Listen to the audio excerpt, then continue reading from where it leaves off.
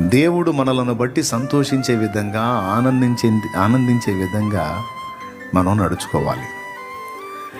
అసలు దేవుడు దేన్ని బట్టి మన ఎడల ఆనందిస్తాడు? దేవుడు దేనిని బట్టి మన ఎడల ఆనందిస్తాడు అంటే, నంబర్ 1, ఆయన ఆనందం పొందేదానికి మనలో వెతికే వాటిలో మొట్టమొదటిది విశ్వాసం. మనం విశ్వాసము గలవారమైతే దేవునికి ఇష్టమైపోతామట. హెబ్రీ పత్రిక 11:6 ఆ మాట చెప్తాడు, విశ్వాసము లేకుండా దేవునికి ఇష్టలై ఉండుట అసాధ్యము.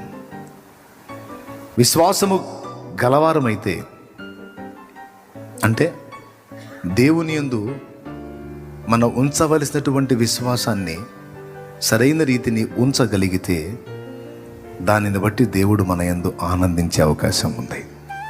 సో మొట్టమొదటిది విశ్వాసము.